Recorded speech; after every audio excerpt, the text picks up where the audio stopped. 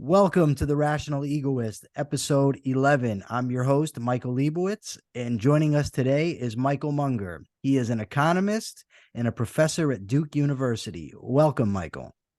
It's a pleasure to be on. Thank you. The pleasure is all mine.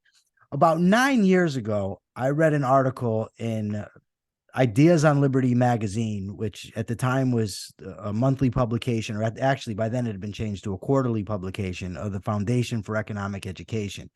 There was an article in it called Unicorn Governance, and it was written by you, and it had a very profound impact on me. And I would just, before we get into anything else, can you just describe the thesis of that article for us? People have conceptions of the way that the world should be. And that's actually the source of human progress, because thinking of how the world should be and then looking at how the world is and trying to reduce that difference is what brought us cars and space travel and airplanes and way better kinds of food and people getting on ships and crossing something over a horizon they can't even see beyond, imagining that there's something beyond the horizon. So I don't want to denigrate the importance of human imagination. However, my thesis in that paper was that a lot of public policy is based on a different kind of imagination. It is about an imagination about how, in particular, in that article, the state, a thing called the state or the government, can operate. And so the way that it works is that someone said, and I've proposed this as kind of a test, it seems like if we leave the organization of society up to selfishness and the chaotic messiness of markets, things won't work out very well. It would be better if there were someone in charge. And it would be better if that someone knew everything and had ideal, benevolent motives. That's what people imagine when they think of the state. And so I tried to make a comparison, because some people, my side, the libertarian side, always says, well, that kind of state doesn't actually exist. We're wrong. We are wrong, Michael. It does exist, because when people close their eyes, they can totally imagine it. And all of them, when they say the state, all of the progressives, all of the people on the left, they have these group seances. They're all imagining the same thing. And it was, just a faceplant kind of moment. I realized I had been an idiot all this time. And that's why, and I have this unicorn right here for just this purpose, because I once a week, I probably talk about that article, which is my, you write a whole bunch of things and then it ends up this sort of one-off thing becomes the thing that you're known for. If I say unicorn and you hear the word unicorn and we both close our eyes, we're probably imagining it's usually white. It has an orange horn. It's surrounded by rainbows. It exists, and we have a shared conception of it. Now, that's not enough to say, and therefore we can all ride one, because they don't exist in the physical world, but they do exist in our minds. And that's the problem that I think many people who make consequentialist or moral arguments in favor of market processes don't realize. People on the left have a shared conception of an ideal system, which actually does exist, but it exists only in their minds. So the difficulty that we have is in the imagination of the left, all we need to do is get better people in office. So they have this Messiah complex. The next election, if we get the right people, then the unicorn will exist. Yes, right now, government's not doing as well as it could, but it's clearly better than markets in terms of ideal theory, because you market advocates, you're talking about self-interest and people acting for their own purposes, whereas in the world I can imagine, people will act in favor of each other. They'll take care of each other. So my imaginary world is better than your imaginary world, and I win. When about, I don't know, maybe 13 years ago or so, I read John Maynard Keynes, his great, or his famous book, The General Theory of Employment, Interest, and Money. And the idea was that if markets are allowed to be free, you're going to end up with overproduction and underconsumption. And therefore, the government would step in by either increasing the supply of money or deficit spending, would pump money into the economy that would allow those overproduced goods to be purchased, and it would sort of bring the economy back to equilibrium. And at the time, I remember thinking, even if his hypothesis was correct, that this is how the market would work, his plan to fix it is dependent on the government knowing how to spend money, knowing where to put the money, on government employees being able to execute this stuff. And to me, that was the ball game, that the whole thing collapses because, well, I don't know, anyone who's ever been to the Department of Motor Vehicle or the post office, I'm sure understands that they don't want those guys running the economy. But somehow the bureaucrats in Washington or in their state capitals, they feel, are capable of doing it. Well, or there's something called the state. So the way that I put it, and I'm really just summarizing what you said, but it's a good way to remember it. Any system of organizing cooperative human behavior has to have two eyes in order to see. The two eyes are information and incentives. You have to have the correct information and correct incentives.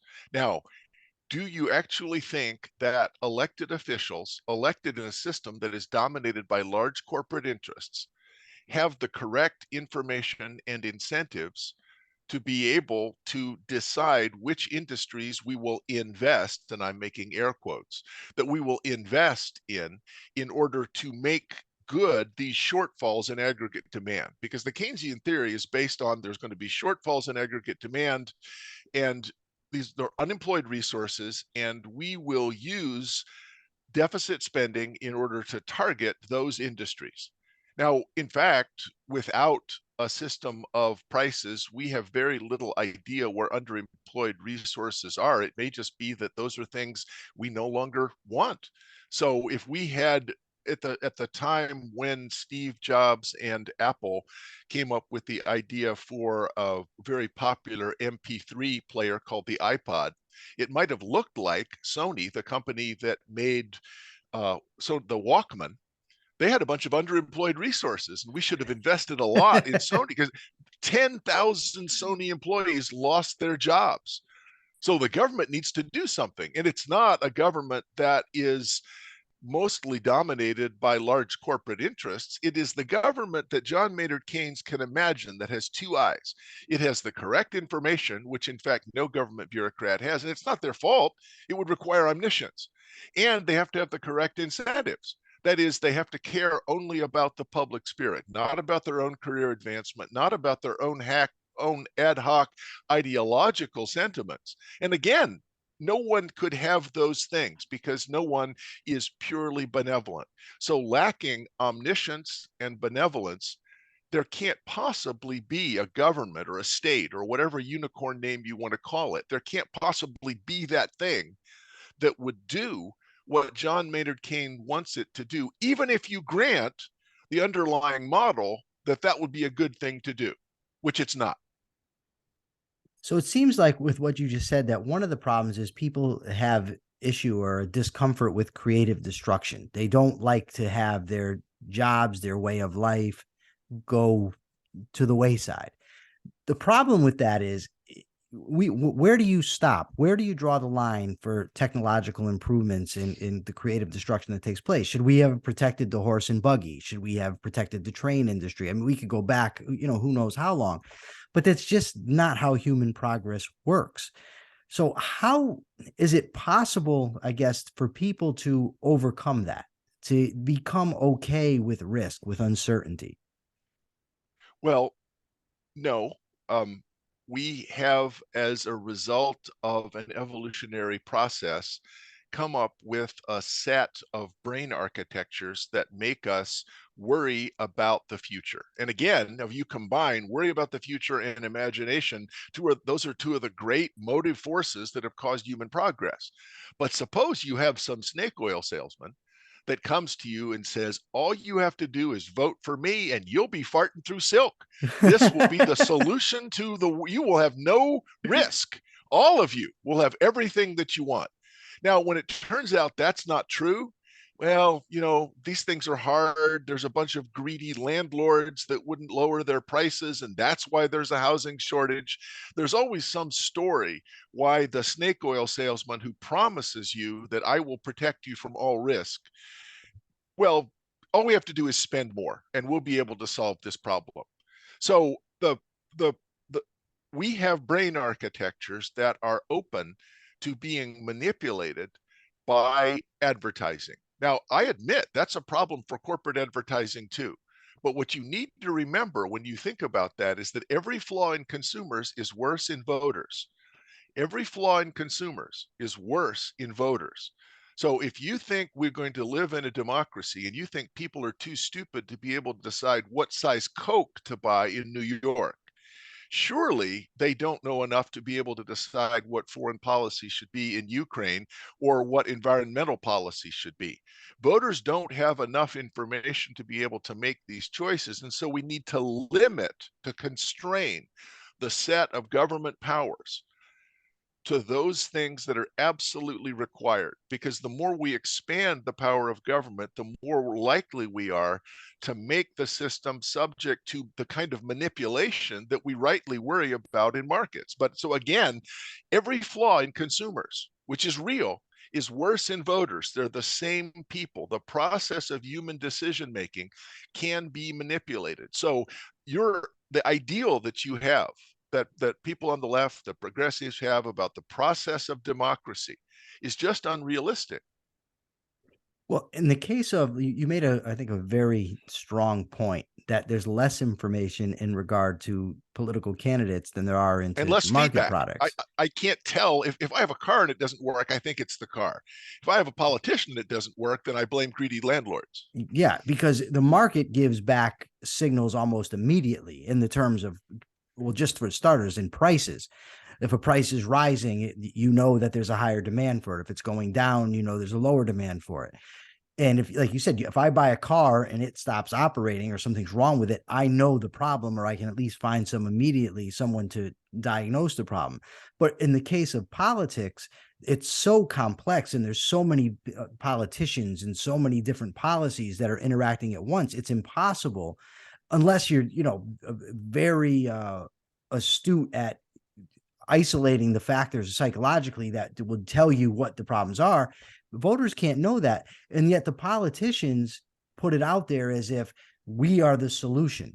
And, you mentioned earlier incentives. Now, I spent 25 years in prison and I had a bird's eye view to government inaction on a daily basis and what Was incentives that do. government in was that government in action or government inaction? Yes, I think you hit the nail on the head, because you have a situation there where you have correctional officers and correctional staff who are protected by a very strong union, so you can't fire them. There's nobody watching what they're doing because everything they do takes place literally behind closed doors. And the only people ever likely to complain are criminals that nobody really cares about. Now, if you put that scenario out there and said, what do you think is going to happen? It would be obvious what's going to happen. And I witnessed it on a daily basis. And that's why when I advocate for corrections, I say we have to do something about the incentive structures for both staff and inmates. Well, that is sort of a writ large problem with government in general, isn't it? Where they just don't have the incentive to get things right. What I think is surprising is that there seems to be a dichotomy, and I have many smart friends. I was chair of the political science department here at Duke for 10 years. I have many smart friends on the left that actually believe the following strange dichotomy. In market systems, people act according to self-interest. In the government, people act according to the public interest. Why would you think that? Why would being employed by the government give you some sort of fundamental moral transmutation where you become a different person that now projects just on the public interest? And prison guards are a kind of obvious example, and I think some people would even concede, okay, yeah, maybe that's what, yeah, I'll give you one. I did quite a bit of research in Santiago de Chile on the mass transit system. And what I found was they have a bus system called Transantiago. And it was before they had a private bus system. And it was motivated by self-interest, and people would race to get to the bus stop in order to be the first to pick up all the people on at the bus stop. And so self-interest was very bad. So they publicized the bus, city of 6 million people. They publicized the bus system, got rid of all the private companies, made it a public bus system. Now this is great because everyone works for the public and they're all working for the public interest. So instead of having a rule that whoever gets to the bus stop first gets all the passengers, they paid the drivers based on whether they were on time. The first day and for the next month or so, they had terrible problems. The average commute time went from 40 minutes to an hour and a half. Why? Well, because the buses didn't stop. If you're a little bit late and there's a bunch of people at the bus stop, if you stop, it's going to take you 5 minutes to load them. They just went on, and I documented this with a video camera because the government was denying that it was happening.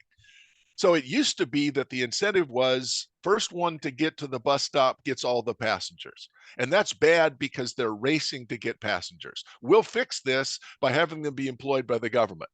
Well, wait, stop, don't. The new incentive was the more on time you are, the more you'll get paid.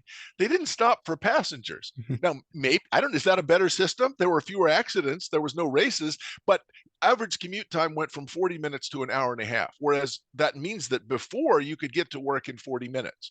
So the government literally said, the point is, and the way this connects is, the government literally said, we were surprised that the bus drivers were responding to incentives that way. We thought that they would do what was in the public interest. The mind boggles. That reminds me of a story, and it's probably apocryphal, but it illustrates the point that a town once had a problem with snakes. They were overrun with snakes. So the government said, well, if you capture these snakes and you turn them into us, we'll give you a reward. And then they had an increase in snakes because what people started doing was breeding snakes. And it illustrates the point that the government may think that they can manipulate incentive structures, but they really can't, because there's no telling how human beings are going to respond to their artificial, the incentives they give.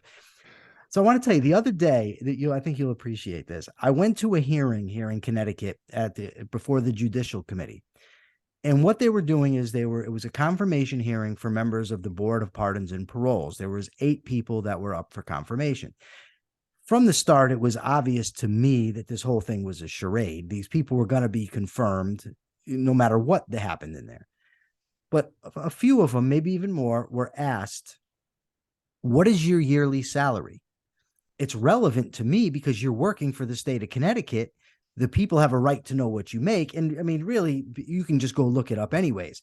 But they're here. Everybody that was asked said, I don't know how much money I make. And I'm just thinking to myself, really? So either you're lying, which is probably the case, or you're unaware of your finances. On either case, are these the people we want deciding what criminals are going to be allowed onto the streets, or which criminals are reformed enough to make it to the streets? And that's the real government. That's not the unicorn. The unicorn is that we have these highly educated, trained people who are able to assess with precision who is going to get out and make it and who isn't. I really think that a palliative, at least, if not a cure, but a way of reducing people's idealistic sense of how government works is just to require everyone, maybe school kids, to go to city council meetings, because it takes about 10 minutes at a city council meeting to cure you of the idea that people are not acting according to their self-interest and that they have sufficient information to do the tasks we assign to them. Because you're thinking, oh man, this is bad. And to be fair, serving on the city council really is public service, because somebody has to do this. Some people are better than others. I appreciate the fact some people are willing to do this, but if you have an idealized view of how that sausage is made, actually, I've gone to a lot of county commission meetings, and for a while I was on the Southeast Low-level radioactive waste commission for deciding where low-level radioactive waste would be placed. And we interviewed a lot of people from the States, and just naked self-interest was, and we had no information. The only information we had came from lobbyists. And thank goodness for them, at least it was some information, but still it's a highly selected set of information. And all of the state representatives were just operating on naked self-interest. So this is just the state politics is just a different way of reconciling the conflicting plans and purposes of many different individuals. So the political scientists call it an aggregation mechanism. People want all sorts of different things, and we have an aggregation mechanism that's based on politics. The information comes in through votes, and it comes out in the form of policy. There's very little feedback about that. There's another aggregation system called markets, where the information comes in the form of demand and purchasing behavior, and then what the feedback is prices, which is very accurate. It may not be what I want, but it's very accurate in terms of the information that I have about the opportunity cost of resources. That's it. If you're a liberal, those are the only two choices. I think some of our friends on the left have a third mechanism in mind, which is dictatorship with them in charge. And if they think so, they should say that. Because if they believe in liberalism, markets or politics is all we've got, and they both suck. It's just most of the time markets suck less. And they anticipate themselves being the philosopher kings who will make all the right decisions. It always surprises me that even if you suppose you think that, why do you think your side will win forever? Because it used to be that my friends on the left, I had to have a hypothetical claim. Suppose that a really terrifying president that you didn't like, suppose that happened. What then would you think of the concentrated power you've put in the executive branch? Now it's no longer hypothetical. There was a terrifying man, the scary orange man. So it didn't change anything. They're even more committed now to saying we have to win forever. Not, maybe the government should have less concentrated power, because what if a bad person gets in control? In the article, you proposed a test that if you're going to debate somebody who's a big government guy or gal, and you said that ask them, instead of imagining this fictitious state, they replace that with the people they actually know who are filling these slots, representatives, senators, councilmen, mayors, governors, whatever. And then if they still want to make their suggestion, then we could have a talk. Has anybody actually ever taken you up on that challenge? The answer that they have, because a lot of times people will laugh at it, and I'm actually not making a partisan point. So if you say, I think the state should be in charge of deciding what industries grow and what industries shrink, because we need to have a better industrial policy. What I called immodestly the Munger Test is take out the state and put in either Donald Trump or Nancy Pelosi. I don't care which. I'm not trying to make a partisan point, but an actual person. And they said, well, yeah, okay, that's not that. Maybe that wouldn't be so good. But they imagine that there's going to be experts, bureaucrats, and the idea that these experts or bureaucrats will be completely insulated from electoral pressures always astonishes me, because they're not actually in favor of dictatorship. But the only answer that I have heard is, and I can usually get people to admit this and then say, yeah, maybe it's not such a good idea. They want to create a clerisy, a priesthood of experts that's self-perpetuating, and that only the experts would get to choose the experts, but my side would get to choose the first set of experts, which after that would be self-perpetuating. And I asked, seriously, you think that would work? Well, okay, maybe not. Maybe there's some problems with it. But it takes two more steps of reasoning, because they imagine a unicorn of a bunch of fully informed and public interested experts, not Donald Trump or Nancy Pelosi. But the actual government is run by people, not by unicorns. So is there any hope for our side, for the liberty side? And if so, what can we do? How can we break through that mode of thinking, if not to convince, those on the left, but at least maybe independents or those currently uninitiated in political philosophy? What can we do? I'm actually pretty hopeful. Um, I've read a lot of the work of the liberty movement people in like from 1935 to 1950, and they just completely lost hope. So the New Deal, the Roosevelt machine, rolling over everything, and they think then after the war, all of these bureaucracies, so much central planning, and yet, miraculously, there was a move back in favor of markets because some of the politicians who had for a long time been sort of shut out, once there's a crisis, had an opportunity to say, well, let's try this. And the American economy just grew a lot between 1950 and somewhere around the early 90s, enormous growth. And then Bill Clinton was as much of we're going the era of big government is over, we're going to get rid of welfare. He was worried about deficits. So all through the Clinton administration as well, the there was this sense that what is called by the left neoliberalism has won. So I'm not as worried about the what seems like the hegemony of the left right now. I think we frankly had it coming. There was a lot of complacency about the end of history, and neoliberalism is one. The Washington consensus is dominating foreign policy. We invaded Iraq. We're going to establish democracy around the world. So the pro-liberty side got complacent and has gotten smacked down. And a bunch of leftists at universities have said, all right, finally our time has come. They are grossly overplaying their hand. So the focus almost exclusively on things like pronouns, on who can play women's sports. This is something that the general public is just aghast at. I also think that for all of the problems that it caused, the pandemic, the response of the left to the pandemic has been a great boon to the cause of liberty. So the restrictions, the lockdowns, and having parents see as their children were looking at a laptop, having parents see what passed for educational indoctrination. Watching my kid in the third grade, that's crazy. Why are they learning that? So prison guards and prisons and schools are two places where outsiders usually never get to go. The children get to go home at night, but nobody will. That can't possibly be true.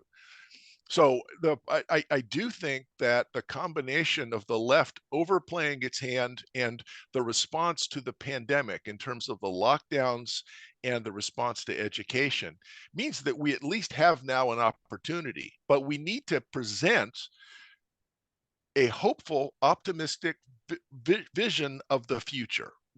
Our side needs to say what we're for. We're usually just against stuff. Oh, we can't do that. We can't do that. Well, what are we for? What is it that if people adopt our position, how will that be a result that will improve people's lives and create an atmosphere where human flourishing is encouraged? All right, Michael, before we go, is there anything else you want to say, and where can people find you? People can find me on Twitter at Mungowitz, Mungowitz. And I want to encourage people to when you advocate for the liberty position, don't try to win arguments. Try to win hearts and minds. Try to say, we actually all have the same objectives here. I care about children and poor people. It's just that the objectives that you have, minimum wages, public schooling, those don't lead to the outcomes that we all share. We have to have school choice, and we have to have the encouragement of markets in order to solve the problems of poverty. So we actually all agree on the outcomes we want. We disagree about means. We need to build more bridges on that basis rather than trying to pwn the libs and saying that everyone who disagrees with me is bad. They're not, they're just confused. Thank you very much, Michael. For now, this is the Rational Egoist. It's actually episode 12. I said 11 earlier, but it's 12. Please share your comments with us, good or bad. We want to know what you think, and hopefully I'll see you next time.